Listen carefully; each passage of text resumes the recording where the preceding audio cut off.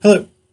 So in this series of videos, I'm going to be doing very brief overviews of different historical modes of reading or schools of literary and cultural theory. I'm going to try and cover a lot of them. Most of them will be 20th and 21st century because this is when we really had a proliferation of schools of critical thought. But in these very brief summaries, I'm going to try and give you a sense of the key ideas, key concerns, key innovations, and maybe some major drawbacks of these different schools. You'll also see that some of these schools have similar sets of concerns, and there's a lot of overlap between different approaches to literary and cultural theory, different approaches to how we read. In this video, we're going to talk about reader response criticism. So reader response criticism developed partly out of a reaction to new criticism, which, remember, the basic premise of new criticism is that everything we need to know is contained within the text itself. So all you need to do is analyze the text as an object in the world in order to understand what makes it great or whatever criterion you're applying. Reader response criticism says, aha, but that's not really how things work. We as readers, we as human beings, cannot objectively look at something without our own subjectivity, our own context, our own background influencing how we read. So basically, the insight of reader response criticism in response to new criticism is the reader as subject is crucial. The reader as subject helps shape the meaning of this text. The text is not objective in the way that new critics want to believe that it is. Instead, the text contains a plethora of potential meanings based on how we encounter it. So there are different levels of complexity to reader response criticism. The most perhaps basic and simplistic point here, or the most basic and simplistic understanding of reader response criticism would be something like, well, everybody will get a different meaning out of reading a text. Everyone who reads 1984, for instance, by George Orwell, will see something different in it. That's a really good example, actually, because right now, 1984, for the past several years, 1984 has been having kind of a renaissance, a renewal of interest in the book. But people from different portions of the political spectrum read it in dramatically different ways. In the USSR, for instance, 1984 was banned for being anti-communist. But in the Cold War era US, 1984 was banned for being pro-communist. So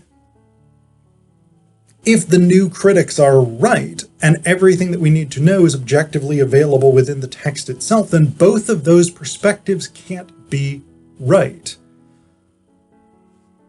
There would be an objective answer, whether the text is pro or anti-communist or something else. But there's not. And this is the insight that drives reader response criticism, is that the particular subjective position from which we read determines how we will encounter a text. So, to a certain degree, that's shaped by individual personal experiences, background, knowledge, etc., etc. So, what we as individuals have been taught to think about texts, the interpretive tools we've been taught to bring to them will shape the way that we read them. If you have, for instance, been taught, if you've been educated into a Marxist tradition of literary criticism, you will read something like Hamlet or Things Fall Apart by Chinua Achebe, Hamlet by Shakespeare, obviously, You will read those texts differently than if you've never encountered the Marxist critical tradition, because you have different interpretive tools. And this is about the subjective process of reading. So this is one of the things. The way that we interpret is shaped by the way we've been taught to interpret. And the other part of that, it's not just what theories we've been exposed to, et cetera, but it's also what have we been taught is important about particular texts.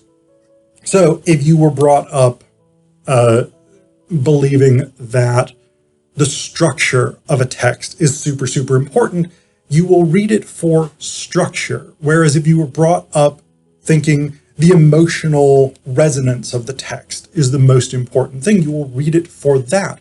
And so your interpretation of it will differ. We've got other elements of reader response criticism as well. One of the big things that reader response critics tend to be interested in is sort of constellations of knowledge. So the idea that when we read, we continually make connections with other texts, with other ideas, with other things that we have encountered. What things we have encountered will determine what connections we make. So I'm an adaptation studies scholar. And so if you read a play like Tom Stoppard's Rosencrantz and Guildenstern Are Dead, but you haven't read Shakespeare's Hamlet, you don't know Hamlet, you've never heard of Shakespeare's Hamlet, the way that you encounter Rosencrantz and Guildenstern Are Dead will be different. That's a very direct example because Rosencrantz and Guildenstern Are Dead is an adaptation of Hamlet. And so without that original source text, you're missing something that could reasonably fill out your understanding. But we can think about this on a deeper level, or a more subtle level. If we look at Hamlet, for instance, if you haven't read the Bible, there are things that you will miss in Hamlet that someone who has read, and I say miss as though it's objective, but it's not. It is subjective based on what we as readers bring to our interpretation of the text.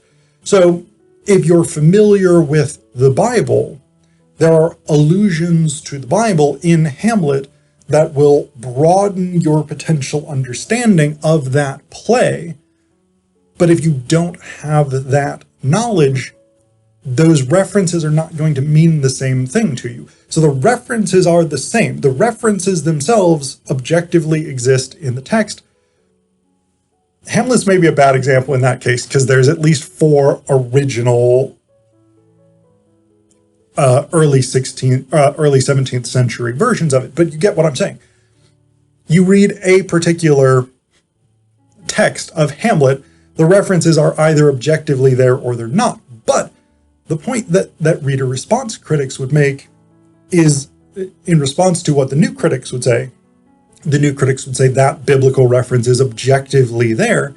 The reader response critic would say, it may be there in the text, but it only becomes meaningful to a reader who has that biblical reference, for whom that connection is sparked in their brain. So the meaning is not objective, even if the text itself is objective. So that's a big, big component of it. What we have encountered, what literary traditions and texts and sources we are familiar with will shape the way that we read any particular text. The other, another big component of reader response criticism is the idea of communities of knowledge. Let me find the term here.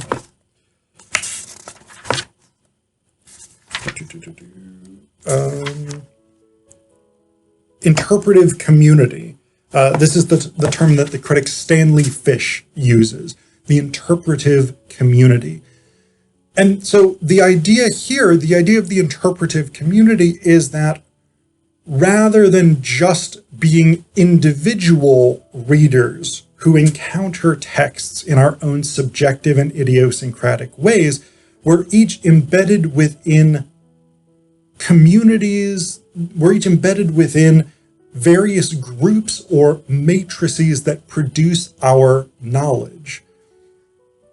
The school system that you grew up with, the classes that you took, the classmates that you had, you will tend to have similar reading and interpretive styles to the people from your neighborhood, from your school, the people who have similar education to you, because those people are all trained in a similar way to you. This is not an absolute, obviously. I mean, if you grew up as a voracious reader who read widely and diversely, then your interpretive framework will be broader than someone who went through the same education system, the same cultural system, maybe went to the same synagogue, church, mosque, temple, whatever it is, played on the same soccer teams or football teams or swim teams or whatever it is. You can have a very similar life to someone, but if you have read widely and broadly and they've read virtually nothing, your interpretive framework, the horizon of your expectations for a text will still be broader.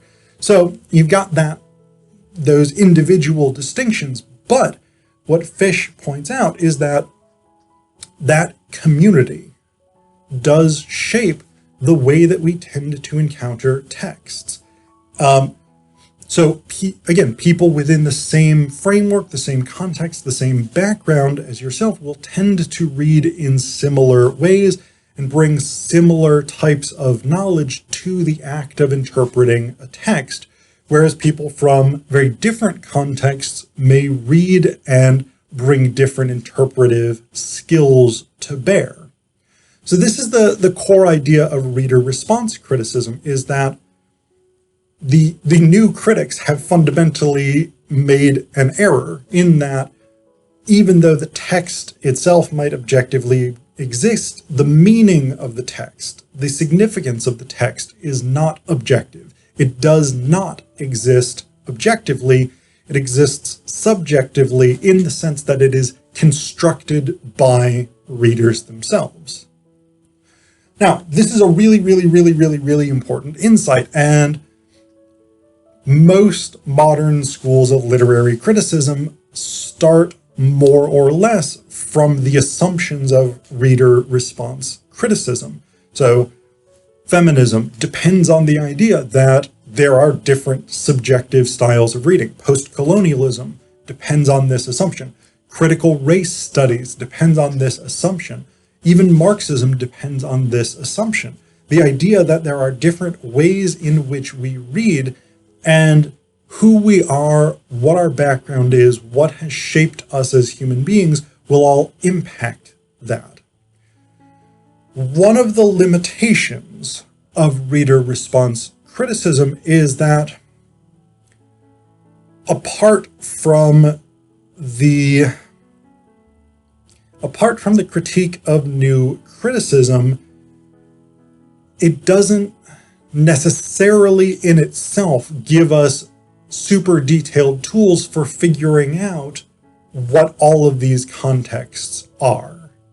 So the fundamental insight is really, really important, and individual reader response critics have said, here's how you can navigate some of these interpretive communities or these subjective processes of reading or whatever it is, but it really kind of depends on other theoretical frameworks to expand on it. So we need feminism to identify the different ways in which women versus men versus non-binary versus trans versus different ethnic groups, races of women, etc., etc.